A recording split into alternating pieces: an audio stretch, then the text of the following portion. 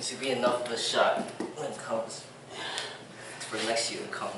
See who's going to be up there.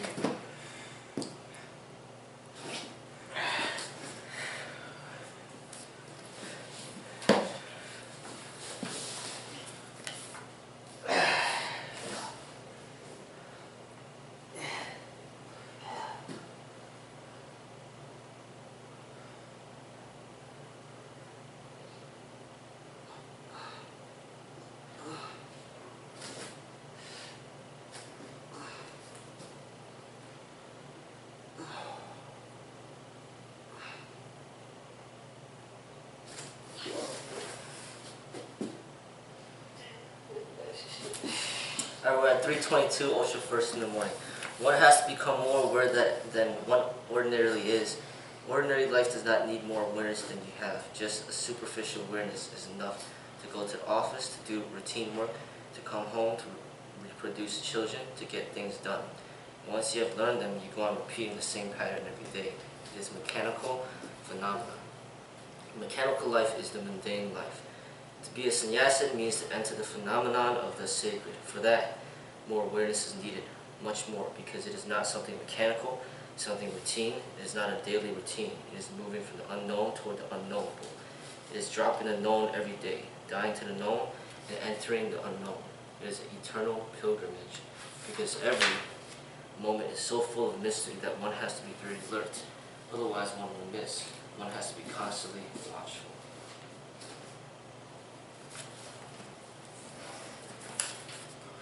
.323. A person who is blissful cannot be bad to anybody. He cannot do wrong. That is impossible. When you are blissful, you share your bliss with people. And that's what good is. Virtue is. Sharing your bliss. When you are blissful, you become a blessing to others. When you are miserable, how can you be a blessing to others? Even if you intend to be a blessing, you will not be. You will be a curse. And that's what one can watch and see. I'm not talking about the theoretical phenomenon. Everybody wants to help, but everybody harms. Parents want to help the children. Their intentions are good, but the outcome is not. Teachers want to help the students. The universities are there to create better citizens, but nothing happens. The churches, the priests, the temples, everywhere they're trying to make life more beautiful, and it goes on becoming uglier and uglier. And I do not doubt their intentions. Their intentions are very good, but very unscientific. They want you to live long, and they go on giving you poison. Their desire is good, but what they do is not good, cannot be good. They are miserable, so anything that they do brings misery to others. We can only give to others what we already have. Vice versa is not possible. You cannot give bliss if you are miserable, and you cannot be helpful if you yourself are living in a dark valley of darkness. When you are full of light, when your whole being is full of blissfulness, naturally whatsoever you do brings joy to others. And blissfulness comes through meditation, not by being virtuous. Meditation brings bliss. Bliss brings virtue. This is the fundamental law. I think what is alluding to right there is that as an individual, you need to do introspection on yourself, that rather than thinking that you're going to give perspective to other people. So by knowing who you are, or dealing with issues that you have within, you can then start giving advices or commenting about other people.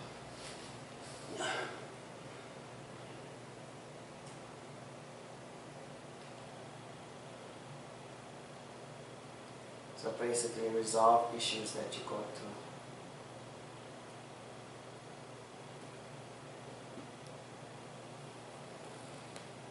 .324. When there's bliss, there's dance, there's celebration, and that dance makes one noble.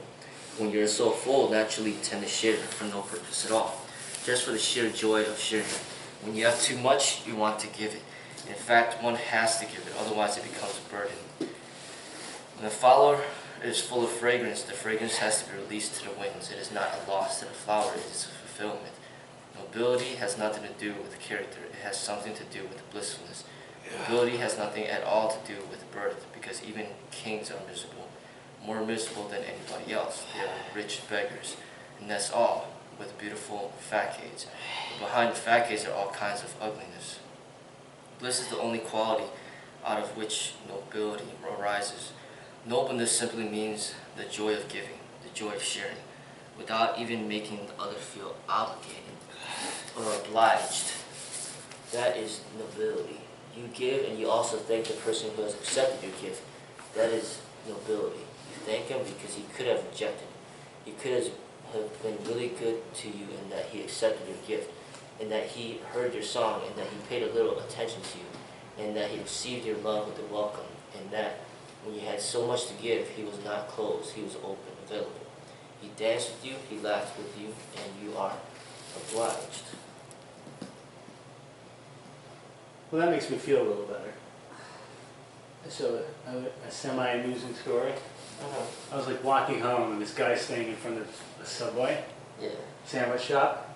He's like, "Man, will you buy me a sandwich?" And just like, my policy is I don't give money away, but if someone wants food, I'll give them food, right? I mean, so he's like, so I'm thinking, yeah, he just wants a 6-inch sub, right? Yeah. By the time he's done, I've now understood that the most expensive, the most you can ever pay for a sandwich at Subway is about $14.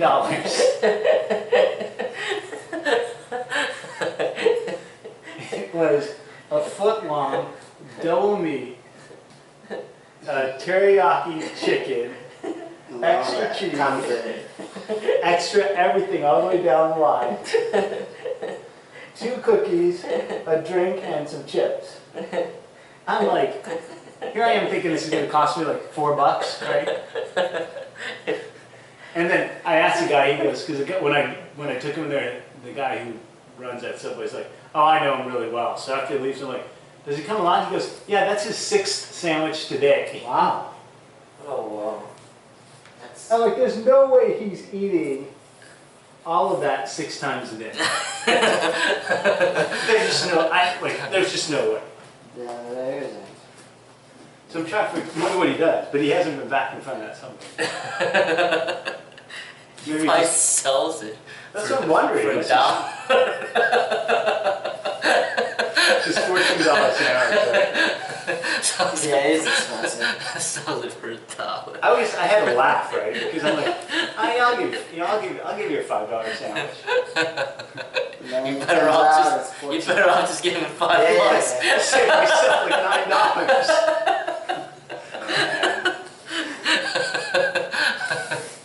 You shoot yourself in the foot, man. But you know what? I just had to laugh, right? Because I was like, it just was Is it this one here? No, it's the one up by me. Yeah, you're like, all right. She was like, if I ever see a guy in front of that Subway shop, I'm just walking fast. Don't make eye contact. But I just had to laugh. I'm like, there you go. Sometimes that's what happens. It's annoying that my students have to worry about people begging for money, you know. But I also know that sometimes people are just down, you know? I mean, like, Yeah. things happen. You know what I mean? I was at this event on Tuesday, and it's it's a contest for a grant, a $70,000 grant. And what it is, it's entrepreneurs who want to do social good, Yeah. right? They bring their ideas, Yeah. and you judge it. And it's really, I mean, you hear some of the stories of things that they're trying to fix and why.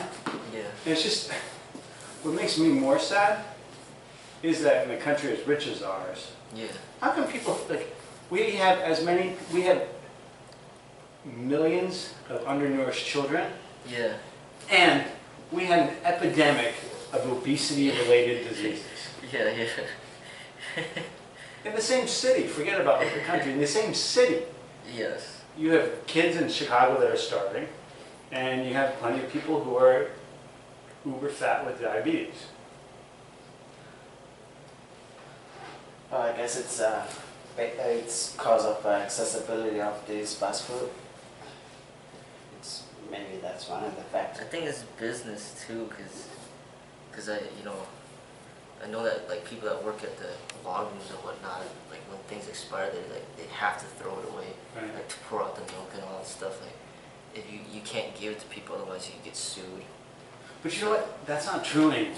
Really? Yeah, they passed a law. I forget what it's called. It's called something like the welfare, like the children's welfare law or something. It was given a nice name.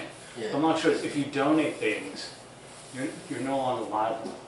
Oh, That's why, like, if you go to food pantries, yeah. you'll find that they have, like, the meat they have Yeah. will be past due. Right. But if you freeze it before it goes past due, and that's what they do, right, as it's about to expire, you just freeze it. Yeah, yeah. And as long as the minute you thaw it, you eat it, Yeah. Then you're good. you're totally fine. Yeah. I think it's more, I do believe that the industry I was part of, like for the past 40 years, we've made our money by making food with more sugar, more salt, more fat, and bigger portion sizes. Yeah. It's like yesterday, we're talking about Cheesecake Factory, right? Yeah. I mean, a little cheesecake is good, but you need probably like that much cheesecake, Yeah. right? And they give you a piece that's like this, Yeah. Yeah. right? And it's like, Same thing with Dunkin' Donut.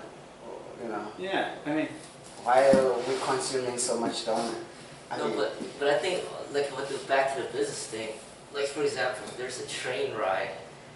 Sometimes like a train is carrying one person. You know what I'm saying? Because they don't want to give it away for free, because then they rather just have people pay.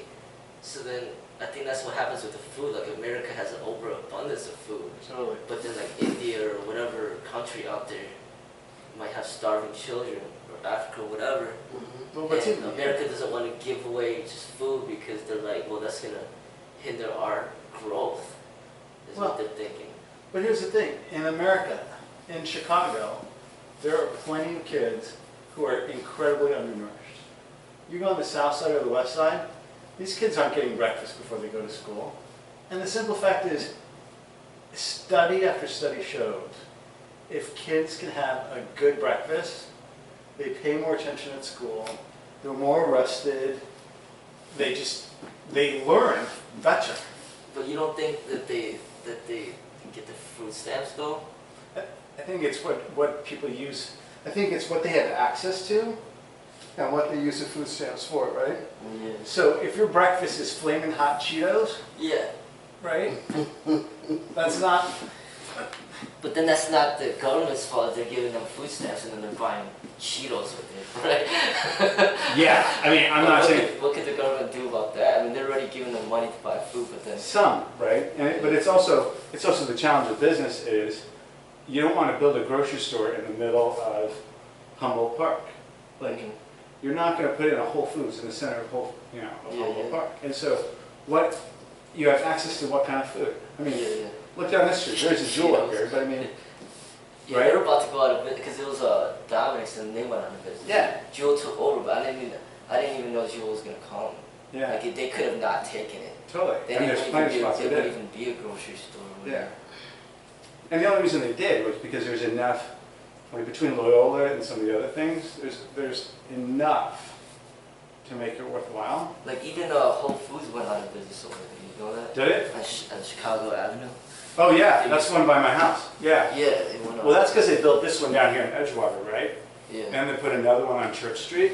Oh yeah. So, yeah. But I mean, like when you go far west or far south, not far south, but I mean, there's just no access to food. And they just don't know better too. Mm-hmm. I mean, if you grew up on Cheetos and 2-liter bottles of Coke, But, what do you feed but your honestly, kids? I think rich people do the same stuff, right? Like they But they know can get away they got with it money. because they can balance it. They got money. They know better, but then they still get cigarettes, alcohol, totally. McDonald's or whatever, junk food. But maybe But not. then they but- get that as a luxury, as opposed to just, consuming it because that's the only result. Whereas poor people just buy it just because that's what they know. Yeah, that's it. They can only have a McDonald's hamburger. And by the way, I like McDonald's and I worked for McDonald's a long time ago, and I think they're a great company, but like us, I eat, like last night I was eating veggie straws, right? Which aren't particularly better for you than Cheetos, I mean, truthfully. Yeah. But, for dinner I had like a mushroom paneer curry. You know, so you balance it. You at least, and my lunch had plenty of vegetables and fruit. You know, so yeah, do I eat other stuff? Yes. That's not my meal, right? Yeah, yeah. So at least I get the nutrition on top of it. And I have access to healthcare, which a lot of these guys don't. Yeah. Because you go to the doctor and he's like, you know, you're fat and you're drinking too much. And you're like, oh, I am? Yeah. Okay, let me go hire a trainer. Let me join the gym. Let me do, right? That's what people who have means. Yeah, yeah, yeah. I had I was, you know, an Uber driver was bringing me home. And she was an amazing lady. She has 3 kids and they live somewhere on the south side. So she was driving me up here from downtown. And her kids are all doing incredibly well, right? But she was telling me, she goes, you know, the only problem is I don't let my kids outside. I'm like, you don't what? Well, first she tells me, she goes, oh, I live at X and Y. She goes, you know what that is? I'm like, no. She goes, well, it was a block where someone got shot yesterday. And I'm like, and part of me's like, that's probably 9 blocks that happened on, unfortunately. But that's where she lives. Someone got shot literally in a block. And she's raising her 3 boys. She doesn't let them outside. She goes, if I let them outside, they're going to end up in a gang. So they go to school, they go to football and basketball and band, which is what her 3 kids are in, and they come straight home and play Xbox. Yeah. And she goes, that's just how it has to be. That's kind of how my kids are though. Really? Yeah, they only go outside when I take them. Yeah. I always take them to the park. Yeah. And then I take them here. And they stay in a lot. But yeah. Just the peer influence though. I think, you know. And besides, what's there to do outside with the kids? You know, besides, you know, just a little bit of time to play soccer or whatever. Because, come to think of it, I mean, for the most part, they're in school and they come back, they do certain activities, maybe karate or whatever. And what else? I think it's a lot, right? I mean, like with my son. I mean, they can walk a dog with you and what else? And ride their bike. Yeah, but I mean, that's like 30 minutes, that's all. You'd be surprised, right? I mean, like, my son could be in our, I mean, when we had the meeting before we got separated, he would play outside all afternoon with the skateboard, and kids are just so imaginative. But do you do with his other friends, or do you watch, or are you Both. with them all the time? No, I'm inside. Oh, okay. But he's not playing like, he's playing on the side and in the backyard. Yeah. Oh. He's not playing like. But I mean, when you We live in guys talk Sherwood, about too. outside, I'm thinking of outside your premises. Yeah, but even then, I mean, I wouldn't send him to the park by himself, Yeah. but I'll go with him to the park. Right. Yeah. And then he can play in the park. It's just that on the south side, people let the kids loose. So meaning, when you go outside, they mean literally outside. Right, but So- I'm saying you can't, because if you do, chances are they're going to end up affiliated with the gang. Because you don't really have a choice. So that is why she's keeping them in. Yeah, it's to avoid them kind of becoming, because on the south side, you're in the park and if you're not affiliated. Right. And some of those kids don't have anything else to do because, I mean, the house is, you know, it's crowded, so they have to find an excuse of going outside. Yeah, and they don't have after school activities and anything else. I'm not sure we got here from Osho, by the way. You're the one who took us off track with that sandwich. Oh, the sandwich story. Yeah. But it's part of it. It's part of it. Let's It's do part of it. it. Just give him Yeah, a it's dollar. part of it. It's part of it. So that's the most expensive sandwich in Subway. Okay. How do you make? What's the most you can spend at Subway?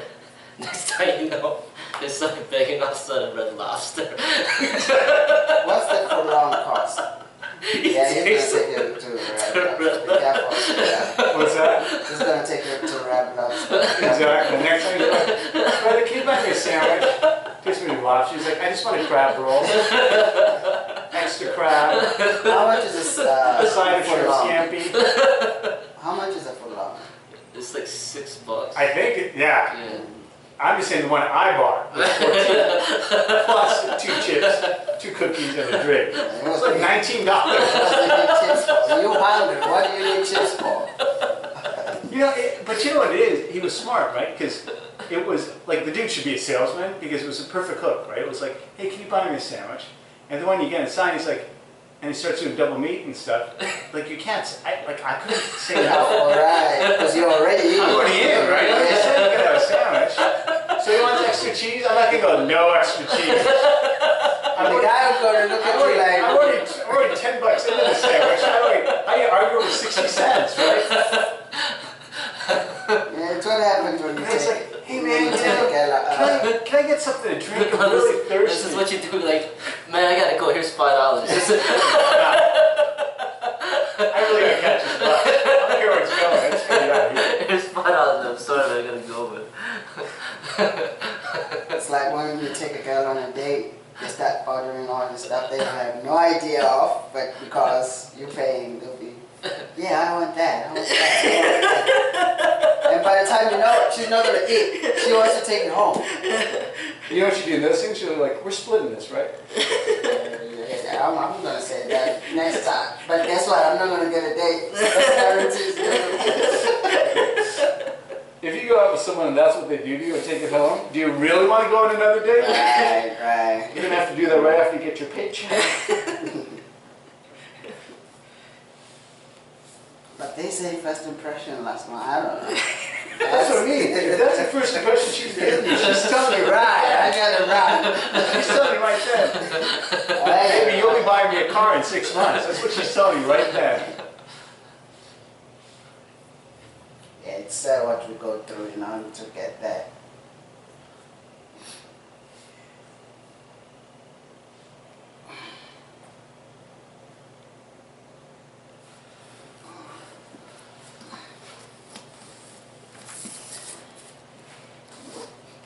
Alright, we're at 325. From this moment, disconnect yourself from the past. Start counting your life from this moment. After a year, you will be 1 year old. The life that has passed before is just a dream phenomenon. Now you have to awaken. You have to become more alert, more watchful, more conscious.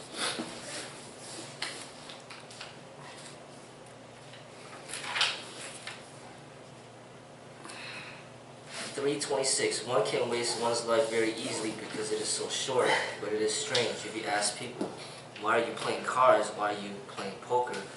Why are you so deeply engaged in chess? They say, to kill time. As if they have more time than they need. As if time is so useless that you have to kill it. Time is the most precious thing. Once gone, it is gone forever. And we don't have much time. Life is really very short. It flies so fast that between birth and death, there is not much gap.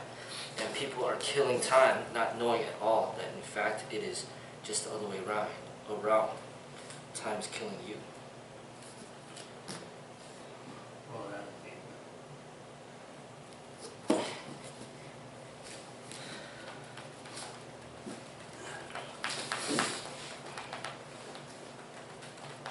Life's only use is to transcend time. Life is an opportunity in time to transcend time. A ladder has to be created. Time moves horizontally just like an alphabet, ABC, linear and in line. Transcendence is vertical. It is like a ladder, not linear. You go higher or deeper, which is ultimately means the same. If you go higher, you go deeper. If you go deeper, you go higher. But you start moving in a totally new dimension. You're no longer moving horizontally, you're moving vertically. Movement happens through meditation. Meditation is the ladder I'm talking about. It takes you beyond time, and suddenly great youthfulness explodes in you. A touch of eternity is youthfulness. Then you know there is no birth, no death. Then you know you belong to the eternal. The experience of the eternal is the experience of godliness. And these are the only two possibilities available for man. Either he moves in time, he moves horizontally, linear, that is the way of the mind, or he moves vertically, and that is the way of no mind.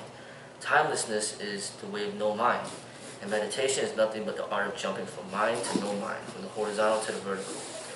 It is the greatest quantum leap possible. It is the most radical phenomenon. Just a glimpse of it and you are full of godliness. Just a glimpse of it and you are no longer the same. You will never be the same again. You will live in the same world, but you will live out of it. You will be in the world, but the world will not be in you.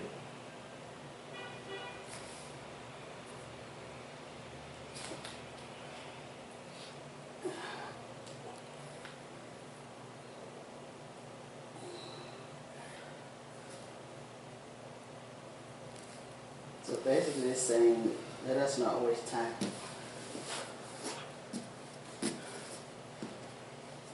You know, so telling a more serious thing, one of my, like part of my personality is I don't like to be bored. You know, and so, like last night, it's been thank God this hasn't happened for a while. It was like 10 o'clock, and I just remember like, I thawed some chicken. If I don't cook it off, it's gonna go bad. So I have to be up at 10:30 cooking this. And so I have nothing to do, right? And I've been reading for like 2 hours, so I don't feel like reading anymore, and TV doesn't do it. So I'm like, I'll have a glass of wine. And I just was completely unconscious during that whole time. So I had like half a bottle of wine left. So I had the half bottle of wine, and then I had the vodka and soda on top of it. And this is like at 11:30 at night, right? And I'm definitely like beyond buzzed. And I wake up this morning, I'm like, the only reason I did that was because I was bored. Because if I go out with friends, I don't really drink that much because I'm so in this, like I'm so engaged with people. Right. Like I don't drink, I don't know, but that's when I drink, is like I get bored and I don't know what to do with my time. And then I go unconscious and I do it, and it is probably, it's not probably, it's my biggest weakness by far. And I try to use spirituality to combat that. It doesn't always work. And so like what Osho says about how much you value your time. But at least you're making use of your time as opposed to just lounging. You're consuming alcohol, that's part of it. I mean, you're getting satisfaction out of it. You're getting satisfaction out of it. Yeah, but I don't. I mean, that's the thing, right? Like, I mean, if I did get satisfaction out of it, arguably then when I'm out with buddies and stuff, I drink times then too. That's different though. If you go out and drink, it's based on socializing, it's based on, by the time you know it, you consume more than what you avoid at home. So I would say being indoors and enjoying yourself, it's better. It's bad. That like it is worse to like drink at home alone. I do it. I have a couple of beers at home. I do it. Yeah, as a matter of fact, yesterday I took beers and I put them on the fridge because they were hot. So I put them in a freezer, and then guess what? They were all frozen. So I had to take them to a garbage can. But yeah, I do it. I have wine. I drink Miller, so I take about 2 Yeah, but this is more. beers. And it's more like if you're drinking and you know you're drinking, that's one thing. Like to drink and just, the point is like, it's not the drinking, it's kind of the place I am when I drink. But you're in your safest space, so to speak. Yeah, it's a different thing though. It's more about, like... So you're drinking to actually interact with people, is that what you're saying? No. I'm saying like when I was home last night, I was drinking purely because I was bored. Yeah, I understand that, but all I'm saying is I'm trying to justify your act that you do is okay. I get it. I'm saying there's really nothing to justify because it was, like it wasn't the right thing to do, right? So there's nothing to justify about it. And I'm not drowning in guilt over it. No. You drank because you're really broke, you did all that you could do, and you find yourself, have enough time, so you felt like, hey, let me get intoxicated. Yeah, pretty much. So, because your brain maybe might have been exhausted. Dude, I so appreciate you trying to make me feel better. No, I'm trying to level with you. But in reality, to actually let you know that you did nothing wrong. Yeah. Because by you saying you did something wrong, you're making me feel like I always did something wrong. I was thinking about you. The truth comes out. No, Tom was like, it's about your case. No, it's about your case. It's not right.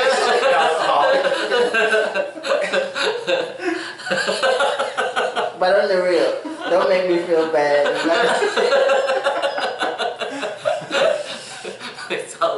Tom's like, man, that's me every day. I'm in your corner, man. Don't judge me. I'm in your corner, and then you're gonna turn against me. I'm not turning against you. I'm just amused. I'm amused at you and me. I think you probably are doing it from the right space. I'm simply saying, like, yesterday when I drank, I just clearly was not.